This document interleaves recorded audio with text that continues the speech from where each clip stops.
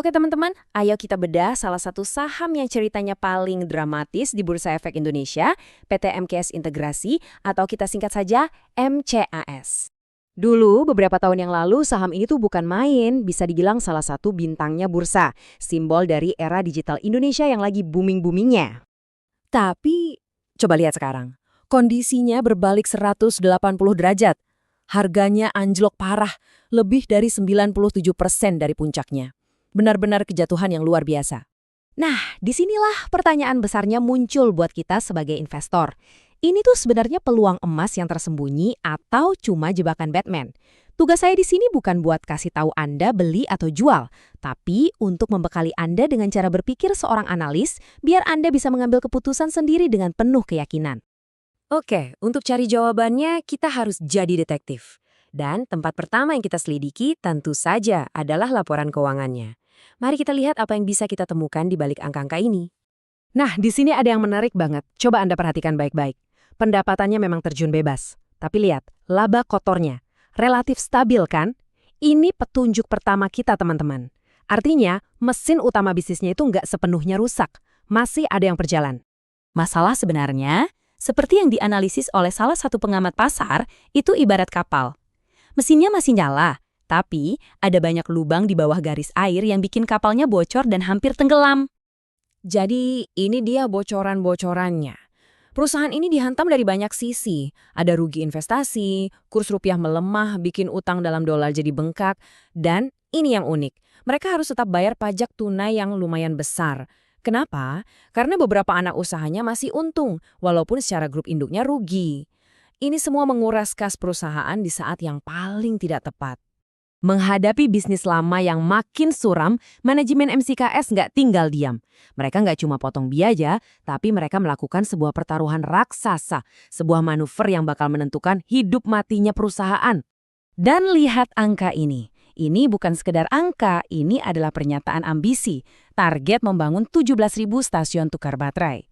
Mereka nggak lagi mau jadi perusahaan digital biasa. Mereka mau jadi pemain utama di infrastruktur kendaraan listrik. Ini pertaruhan besar.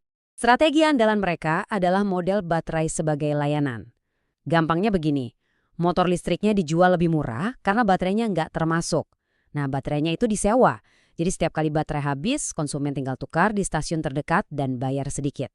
Ini menciptakan pendapatan berulang buat MCAS, mirip bisnis isi ulang. Transformasi radikal ini tentu saja memecah investor jadi dua kubu.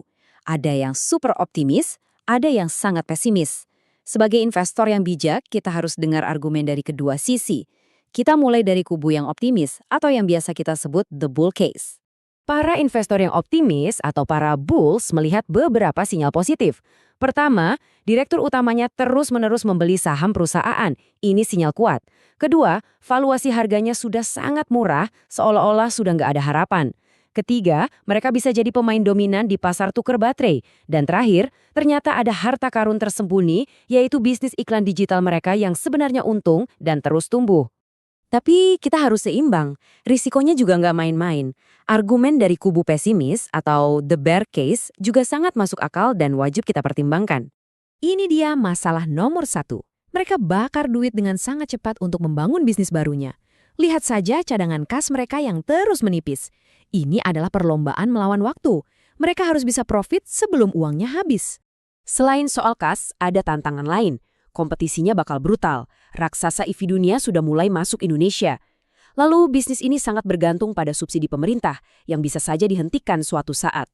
Dan yang terakhir, ada sedikit red flag atau tanda bahaya soal tata kelola perusahaan yang bisa membuat investor-investor besar jadi ragu-ragu. Oke, jadi semua analisis tadi membawa kita ke satu titik. Sebuah kesimpulan akhir, sebuah persimpangan jalan bagi kita sebagai investor. Intinya begini. MCAS itu punya dua wajah. Di satu sisi ada bisnis lama mereka yang sedang meredup. Di sisi lain, uang dari bisnis lama itu dipakai habis-habisan untuk membiayai sebuah pertaruhan super besar di masa depan kendaraan listrik. Sebuah pertaruhan dengan resiko tinggi, tapi potensi keuntungan yang juga tinggi.